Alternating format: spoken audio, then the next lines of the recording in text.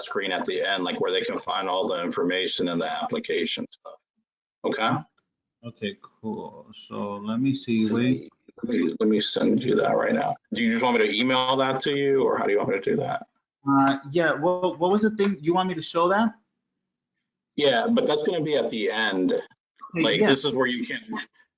So I'm gonna send you that link. My computer would not be slow. Okay. Come on. And Treasury.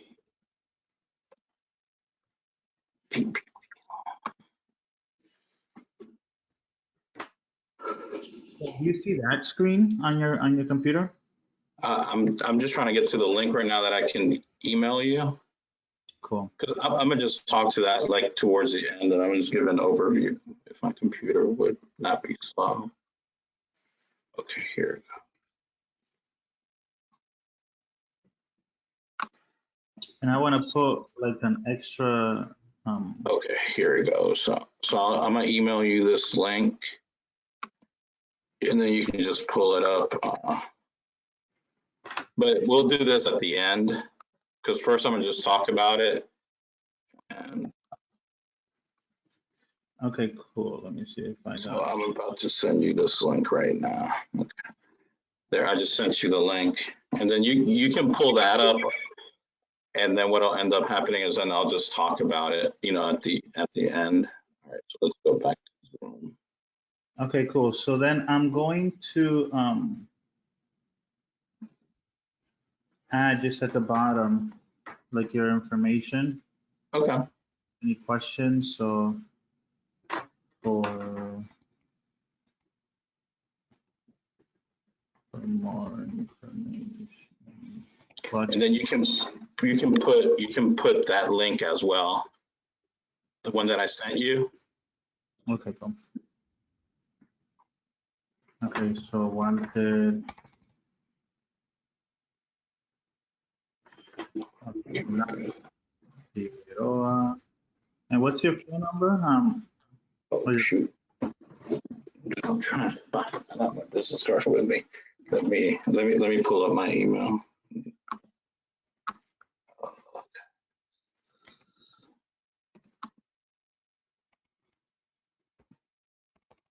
Okay, so the office number is 704. Okay. 344-6811. And my email is, walter.lara and then hyphenated Figueroa at SBA.gov. And my title is Lender Relations Specialist, North Carolina District Office. Lender Relations Specialist? Yeah. And then it's just North Carolina District Office. Okay. And it's just U.S. Small Business Administration. So I don't know how much of that you want to put in there, but it's okay. Whatever you want to do. All right. Okay, cool. Come back here. You let me know if all this looks okay. Yeah, that's good. I'll just fix it. It's jumbled Yeah. up. Yeah, that's good. I guess when you get it on there.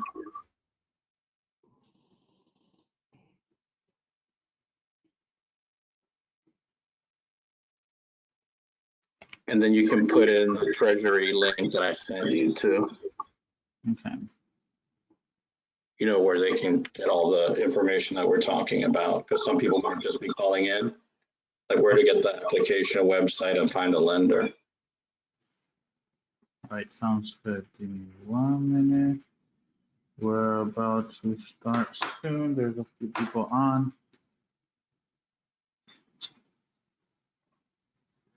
Okay. Can you see everything on the screen? Yeah, I can see. Yeah, I can see everything, and then I just see E, but I don't see the email. Or maybe you can you have like an E there, or just and then that's good, like that. That's fine. That's good. And then maybe the Treasury website at the bottom. You know, Yes. and that's it. I would probably put that on the bottom. Yeah, that's good. Yeah, that's perfect. All right, cool. So I'll press this link whenever you tell me to. Okay. Okay. All right. So let me see. Can you still see my? I wonder if you can still see my face if I do this. Yeah, I can still see your face. Okay, cool. Now, do you want to show your face or you just want to talk? I'll show my face. Okay. I should go comb my hair. That's all right. I just haven't got my hair cut in the longest time. Man, I understand you. Completely understand.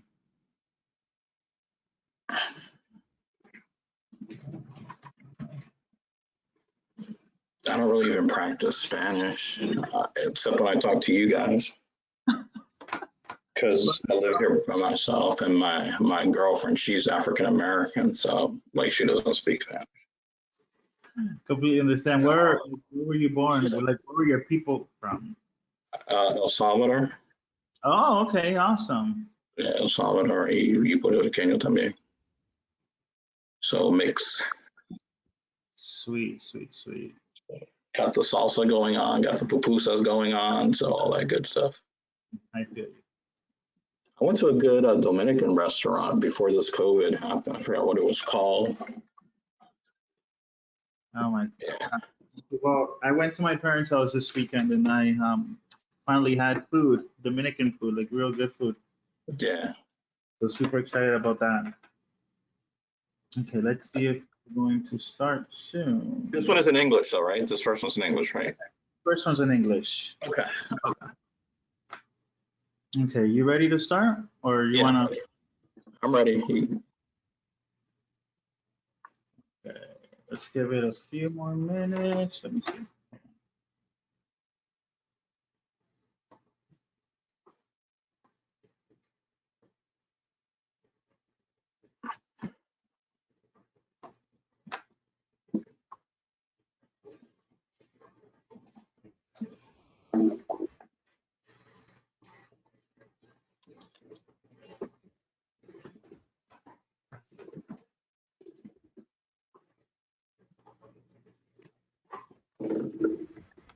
All right, Walter, we're going to start.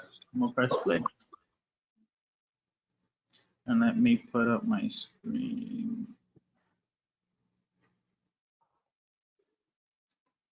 Okay.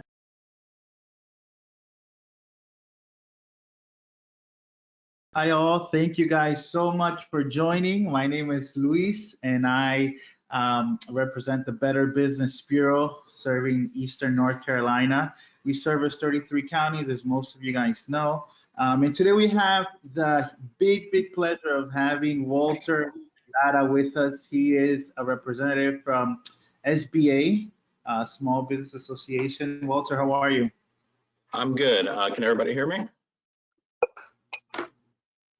Can you hear me? Yes, I can. I can hear you. I think. No problem. Okay, so I'm good. It's a pleasure to be with the business owners and the Better Business from Raleigh here, where the SBA is here to support these challenging times with support for our business owners by supporting with loans, supporting with other access to capital. So we're here to help. This by no means is the webinar that it's over and you lose me. You'll have my contact information. Please give me a call. You may have not remembered the question or you need more clarity. It's fine. Please give me a call. We're here to help. Right, awesome. So today we're going to be talking about updates on the stimulus package. If you have applied for the PPP or if you have applied for the EIDL loan, we want to just clarify some questions that you might have, but we're going to let Walter take over, just talk about some updates that are going on now that, you know, North Carolina is reopening and everything's going to a somewhat new normal. So Walter, how about talking us a little bit through that? Okay, so I'm gonna just give a real brief overview of the PP loan, how it works. I'm not sure where everybody's at, but what it basically is it is for business owners and for their employees. It's the payroll protection program. So what this loan offers, it offers 2.5 times the annual salaries that you pay your employees, right? So let's say you have 2 employees, they make $50,000 a year, each of them, right?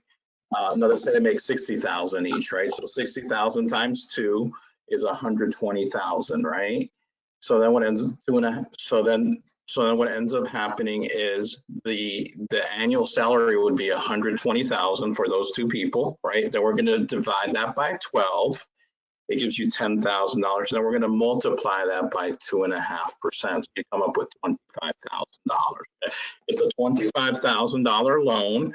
And then what will end up happening is we will forgive the $25,000 loan if you use it for the 8 weeks. So once you get the loan, so let's say you get the loan, let's say June 1st, right? You get the loan June 1st, you have to keep your people employed for the 8 weeks. So it would be June and July, right? So after those 8 weeks are up, 75% of that loan, of that 25,000, if you use that for payroll, $18,750 would be forgiven, okay?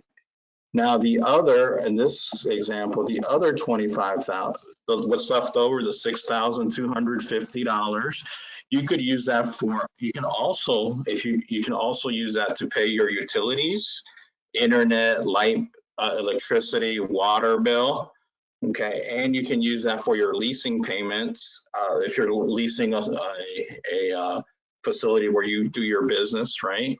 Or additionally, the mortgage interest that you're paying where your business is being housed. So ideally, the business owner wants to gather certain documents. They want to gather all their payroll information. What you're going to use for your payroll information is going to be like your 2018 taxes, your Form 941s, and I'll be sending out a checklist to Luis on like what kind of information that they need, and I'll have that to him by like today, and then he can send this out. Well, what you have to remember is, especially a lot of people in the construction trades, they will use, we're calling employees people that you pay with a W-2. So if you're a construction company and you don't pay your employees W-2s, you pay them as contractors, like 1099 employees, those 1099 employees would have to file by themselves independently, okay? So or if you're doing it for yourself, so let's say you're the business owner, we're just going to say it's a one person, we're going to use the Schedule C of it for your net profit, right?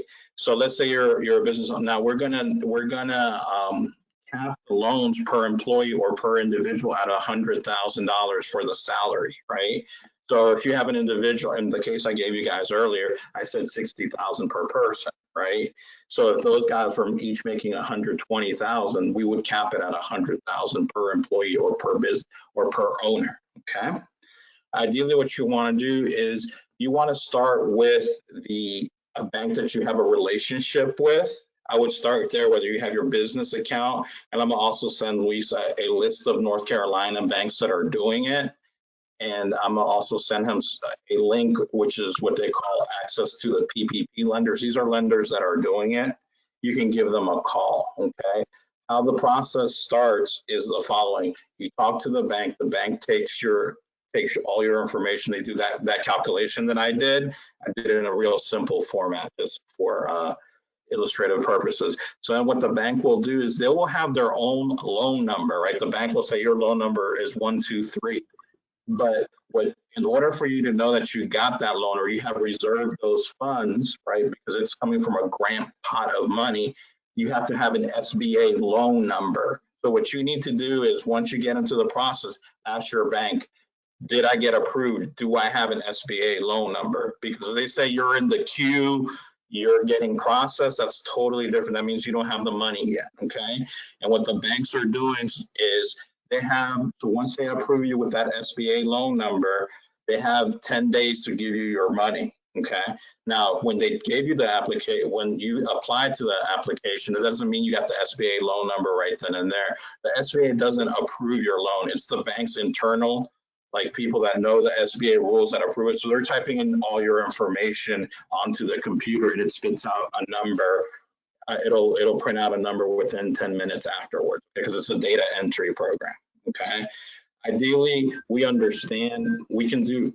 So what are all the eligible businesses? As long as your businesses have below 500 people, it's pretty much a self-certifying, or if you're not a public company, meaning you're on the stock market. So this is really geared towards small business now. You know, you may have heard the Lakers had a SBA PPP loan, they returned that money. So now what they're really doing is gearing it towards the smaller businesses. Now your loans are probably like 150,000 on the average. It's no longer those $2 million. Okay. So now, you know, they're taking it. It is taking time because it's so many people. The banks don't have enough underwriters to approve this. So it is taking a little time. Jess, I would first start off with maybe the bank that you do, that you have your business accounts in. Okay. Start there.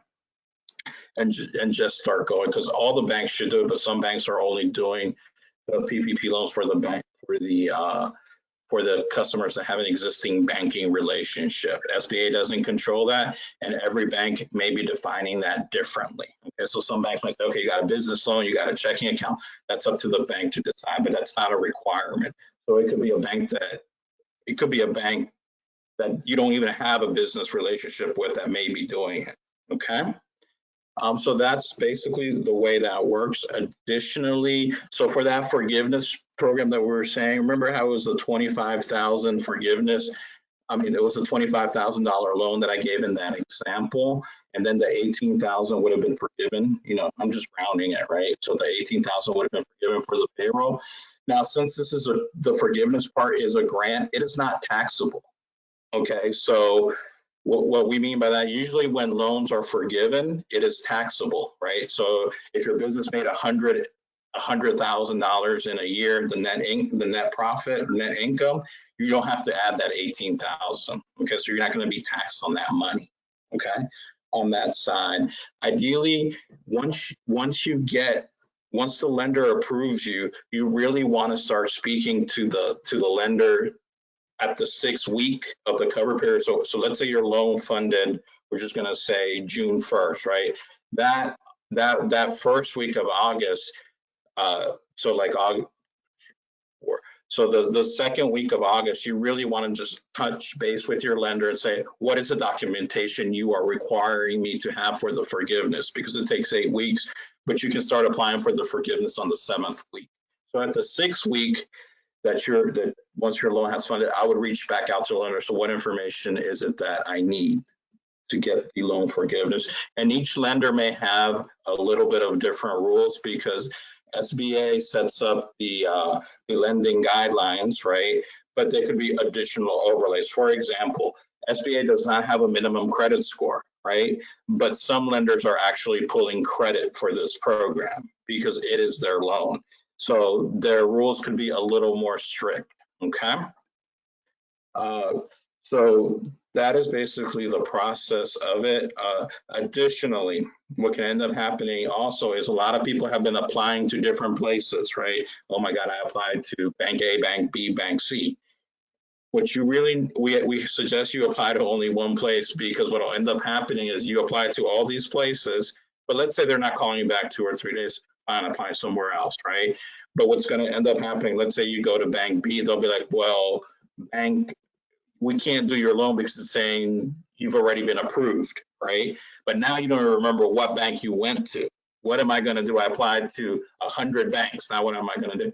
Now what you can do is, well, this is for North Carolina, right? Then you can call Walter up, and then I can look up your information and say, okay, this bank has you. Now, if you're calling from another state, check that local district office. So if you're in, let's say, Georgia, I mean South Carolina, because it's pretty close, right? So let's say you're in South Carolina, just Google the South Carolina district office, and then they will be able to help you as well, right? Because we're all trying to, you know, because if I'm looking all these numbers up for all the states, and I'm gonna never get through it, right? So we all gotta like divide our workload, right? Additionally, so when you call me, you're like, oh, Walter, I've applied. When you call me, make sure you have your EIN number with you so I can look it up, because then it's going to be another phone call. Oh, let me go get that because I don't remember the EIN number. Okay, just in case you did that. And I can actually look it up as well. What I would do is I would give it probably about 7 business days or so, once you made the application. Now they're starting to go a lot faster because everybody kind of has the workflow down. So I would give it like 7 business days. If you haven't heard from them, then start applying to other places, or you can give me a call as well. Then I can only see it though if it's been approved or denied. If the bank is still processing, if the bank says it's in the queue, it means they haven't input it in the SBA software. SBA is not approving it. All they're doing is putting it in the computer and getting an approval out of it. Okay, and that's on the bank's end. So that's the way the PPP loan works. On the EIDL, the economic injury disaster loans, there are no new applications that are being taken unless you have an agricultural loan. It's an agriculture farming business. On that side, it is being a little slow, unfortunately. If you applied for it, as long as you applied for it, and what I'm gonna do is I'm gonna send tonight a link of where the disaster loans, where they can call, where you guys can call to get further information on that. So what they ended up doing is the following: if your loan gets approved on the disaster side, they're gonna email you through your email. This is what you qualified. The loan amount is going to be this. There is no formula for it. It's called working capital, and some of it may be a grant or an advance up to $10,000. It's up to $10,000. It doesn't mean you're going to get $10,000, because then somebody will say, Walter said $10,000. No, it's up to. That's the key word, right? Some people get it.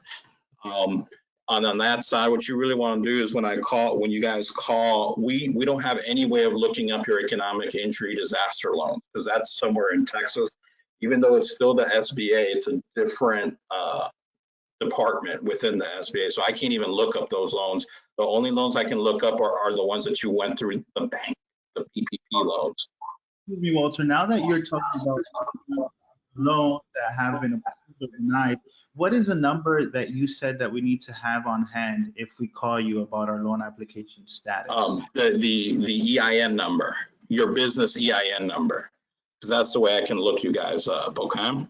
Okay, and just for our audience, if you guys have questions, feel free to write them down, or you can either wait towards the end to ask all your questions. But we have another question, Walter.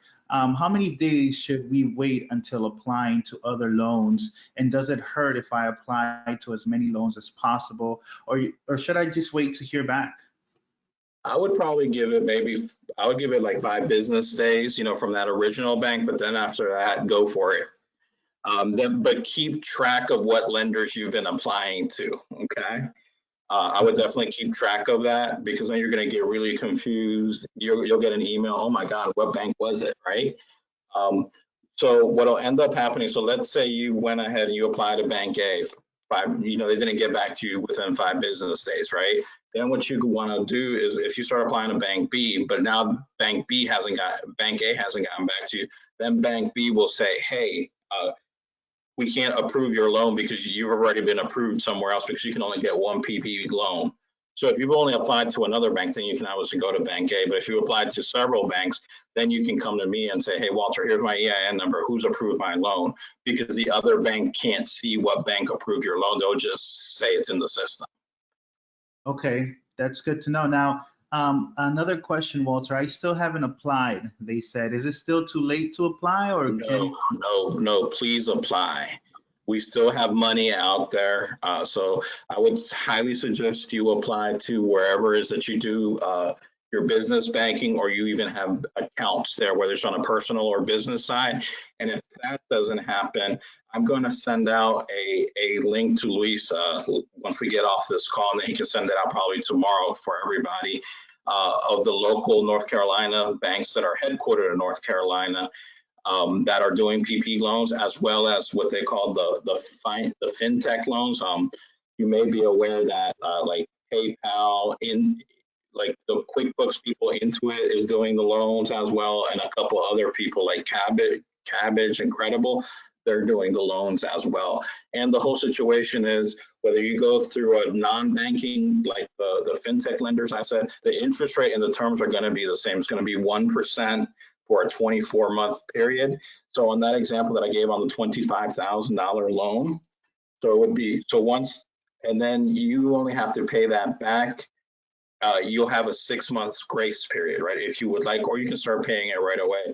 So instead of paying the 25,000, you're only going to be paying on that 6, possibly, if you didn't get any utility forgiveness, right? So what'll end up happening is that'll be termed out over 18 months that you'll have to pay after those 6 months, and it'll be at 1%. Okay, that's good to know. Now, questions are dropping in. I love this. Another question, Walter.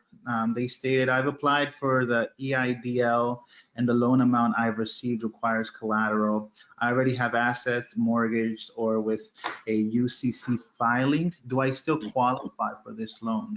What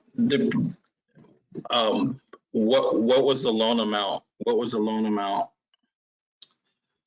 for the EIDL? What was the loan amount? We're asking the question. I haven't replied yet, but let's just say over 15. Over 15,000? Yes. No, that if the loan amount is under 15,000, then you won't need any collateral. Okay.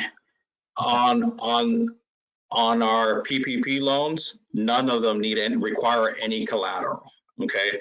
On the EIDL loan numbers, it's after you meet a certain threshold as well. But basically, anything under 100,000, you're not going to need a collateral on that, on the EIDL loans. Okay. I'm just not sure what the threshold is above the 100, but I know below 100, you're not going to need any collateral.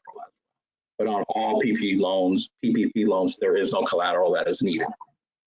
Okay, that's good to know. And I have this question that many business owners are concerned of, and we keep hearing it, especially in the Better Business Bureau.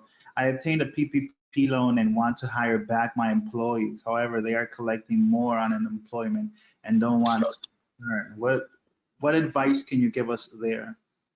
Okay, so they have done some work on that. So you have to make a good faith estimate that you offered that employee the position back, right? And then that would count. So let's say I'm a server, right? And I don't know what unemployment pays, but let's say it's like $2,000 a month that unemployment is giving, and me as a server, I'm making, I don't know, $800, so it's more money if I stay home. As long as the business owner made a good faith estimate to offer that job to that person, then that would be forgiven. So what I, just document it either by sending them an email, hey, it's back, or what you can do too is you can bring on another person and hire that person as well.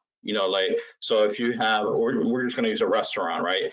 You bring on one waiter and then that waiter doesn't want it, you hire another waiter, then that would be okay as well. And if you can't hire another waiter, then that's okay. You just want to document. The way I would document it is, send them an email. Hey, I am offering you this position. And then, just say if they didn't reply back, or if they did reply back, please reply. Are you interested in coming back? They'll either say yes or no. And if they don't reply back, then we'll just assume it's no. But we understand that. Okay. Another question. I have applied for PPP loan and then went to Lendio. Have been tracking and it showed processing for 2 weeks, and now it has been showing submitted to lender on 5/1/2020. No response, no funding. What do I do? Okay, on that one, what I'll do is send me an email on that with your EIN number, the business name, and the lender you applied for with your contact information. And then what I'll do is I'll see if I can see it in my system, or I can possibly reach out to them if I already see that it's been approved. Okay. Right. And for so send me that, and hopefully you'll have a response by tomorrow or the next day. Okay. So send me that, and we'll get to that. Right, and for that person who asked that question, Walter's email is on the screen, so is his phone number. Now, another question, Walter. I've received no notification from the EIDL regarding the loan advance, but the money just showed up in my account. Is this normal? You should have received a look under your junk email or your spam email. You should have received because you probably received an advance on that side. So what this is going to do is they gave you whatever it was, the grant. Let's say they gave you the grant of 5,000, whether you got approved or not approved for that loan, because remember, if you owe the government money, or if they deem that you really weren't in business before then, but you made it through the first checklist, right? So they sent you that advance. So even if for some reason they deny you the loan, that is just free money. But what I'm going to do is I'm gonna send Luis the EIDL customer service contact information and email. Ideally, this is, unfortunately, the disaster folks are trying as hard as they can. We are overwhelmed. I'm just being honest. Just think of it this way: the disaster folks are we're in North Carolina. We're going to use the hurricanes, right? So in North Carolina, you might have a hurricane on the coast, but here now all 100 counties of North Carolina are disasters. On top of that, all the states and all the counties are disasters. They have hired temporary people, but it's a learning curve. What you really want to do is the first line, the first person you call up will probably be a person that's not as experienced, right? Maybe you get somebody that's experienced, but if you get somebody that's inexperienced, you can say, may I escalate this to a supervisor or to a more senior person? I already got my loan. And if they say, no, we can't do that, try to get an email, try to get another contact person. If that person, for some reason, can't get into that database or whatever it is, call again. But that's how it usually happens, okay? Great questions, great. I'll let you continue, Walter, and keep them coming. But continue. Okay, so now I'm mostly talking about the PPP loans, right? So now that you've applied to your bank and you got approved, right? So now after your 6 weeks are up of the covered period. So what we mean by covered period is once you receive that money, once the loan funds, right? So if your loan funded, June 1st, 6 weeks after that, you want to call that bank up and say, hey, 6 weeks are coming, because you can start applying for the loan forgiveness at the 7th week, but call that bank A, what documentation is it that I need? And on the website here, on the Treasury site that we're going to go into right now, I think I can control it. I'll show you. You can actually, can you pull that up, please? Yes, of course. Share that screen. On that side, it actually shows you the checklist of what you need. So if you keep going, scroll down for me, Luis, and make that bigger, please. I'll make this bigger, and I'm going to scroll down, okay? Yeah, if you keep scrolling down.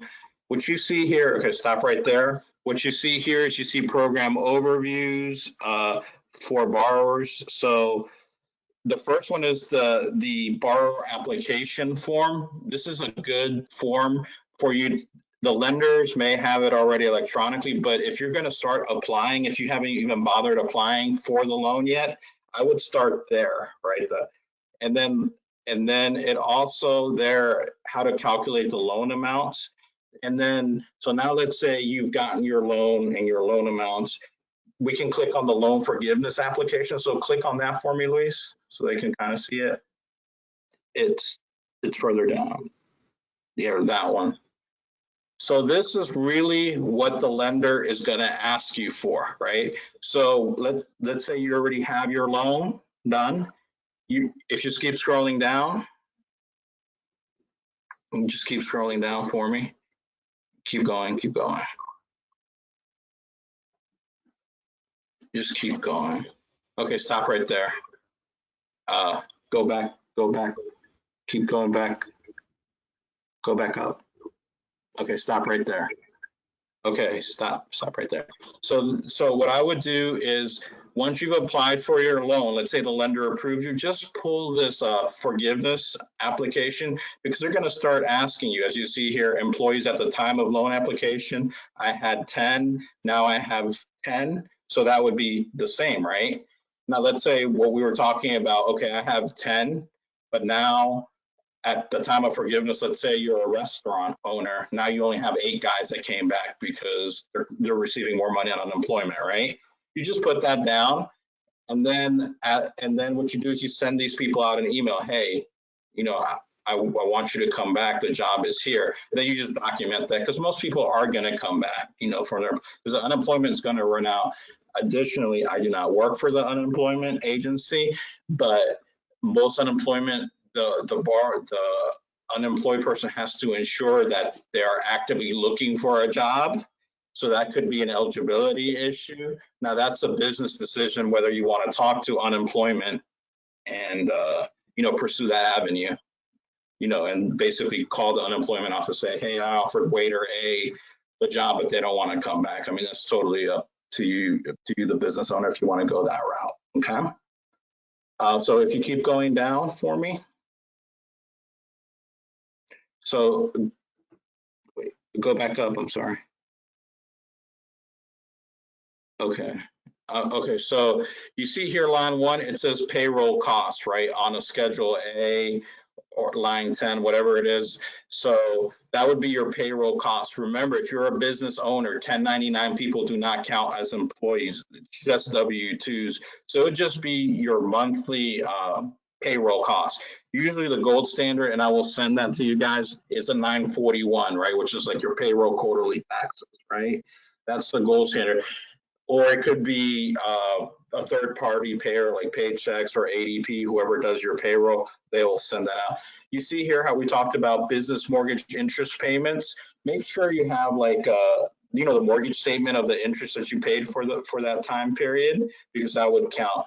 Business rent or lease payments, just a copy of your lease, right? Pretty self-explanatory. Business utility payments, that includes your water bill, your electric bill. Even internet can be included on that side, okay? And then you can just see the other total salary hourly reductions on number 5. And then what you're doing is it has to meet the threshold of it. So when you look at line number 10, the loan amount has to meet a threshold of 75% was used for you know, paying your employees. And if you don't meet that 75% payroll because your employees quit or are in employment, then that's okay. You just have to have documentation of that, okay? And then you would get the number line 11, it would be the forgiveness amount, right? So in my example that we had 2 people making 60,000 a year each. So my original loan amount was 25,000. So now it would only be 6,250 left. And if I had utility payments, maybe another 2 grand could be subtracted. So now you only owe, let's just say 4,000. Okay. And remember, it's at 1%. So if you keep going further down the next pages, you know, you're just signing that you're being truthful, right? We're not the boogeyman coming after you. As long as you've been truthful with it, there's no problems. You know, everything, you just have to certify that, you know, you have those many employees and all the documents are certified to be true, okay?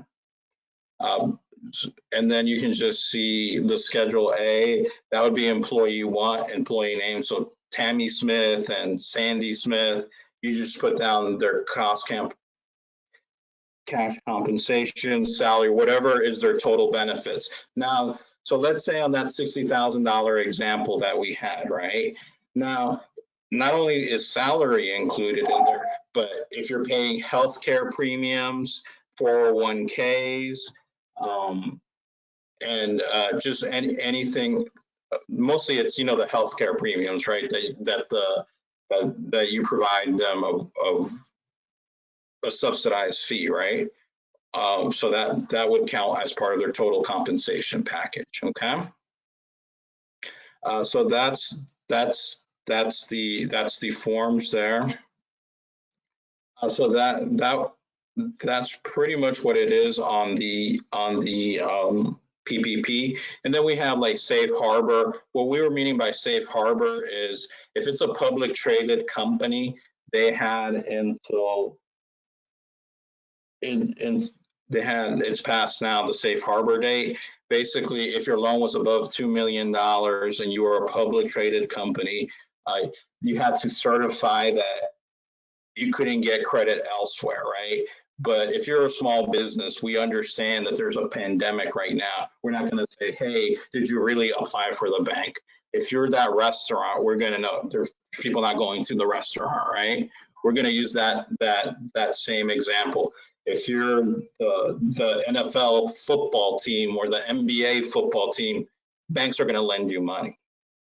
So we're trying to make sure that this money is being used by our true small businesses. And how we're defining the small businesses for the most part is 500 employees or less. And most small businesses fall under that anyway. Now, if you have manufacturing companies or other things, give me a call. If you have above 500 employees, give me a call.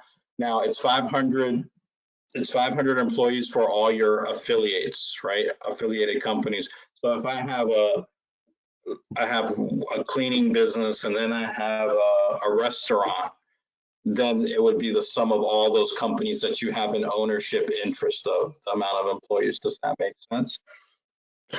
Additionally, that's the summary of these programs, and we're here to help the small businesses. We're always here. Please give us a call or email us. We're here to help you. Are there any other questions? Excellent. Are there any other questions?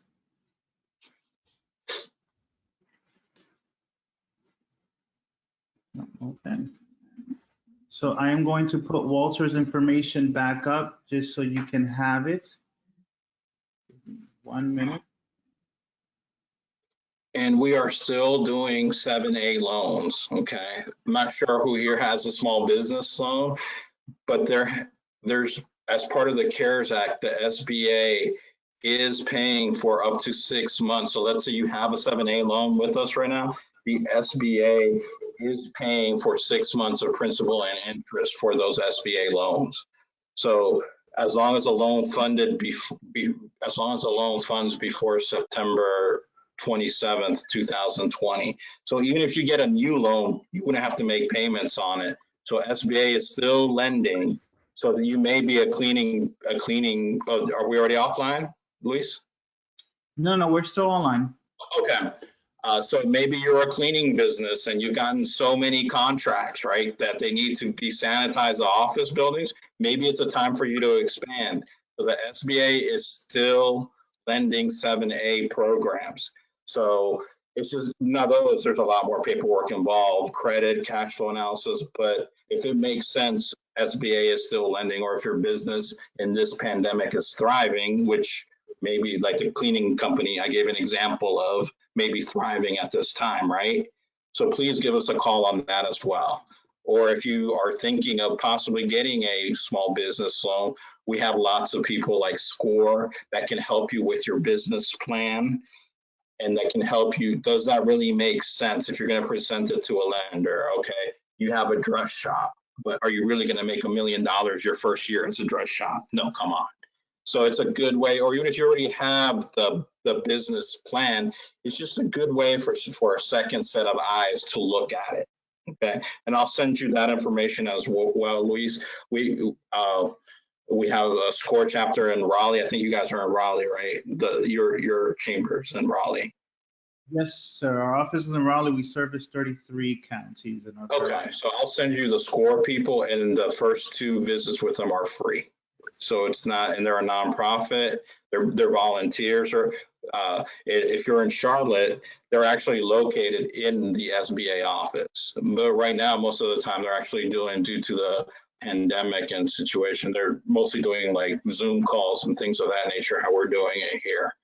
But you know, we've all gotten better at the Zoom calls, and it's pretty much almost like face to face, I would say. It's really, we had some glitches on it first couple of times, but now I think everybody's gotten more used to it, the flow and everything. Well, thank you guys for your time. Please give us a call if you have any questions or you need further guidance. My contact information is there. Awesome. So for our participants, I'm going to put this information back up. We're having some technical difficulties, but for those of you who are still interested in Walter's information, I can verbally say it and give you a chance to write it down. His phone number is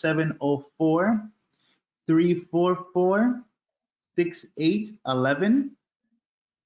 704-344-6811, and his email address is walter.lara, L-A-R-A -Figueroa at SBA.gov. And Figueroa, you spell Figueroa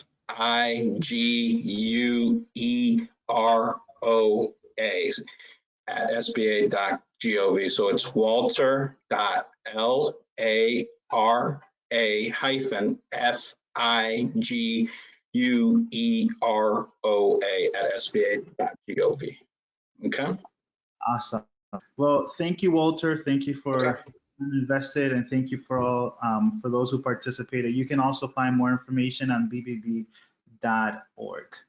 Thank you, guys. Thank you. Bye-bye. Are you still there, Louis?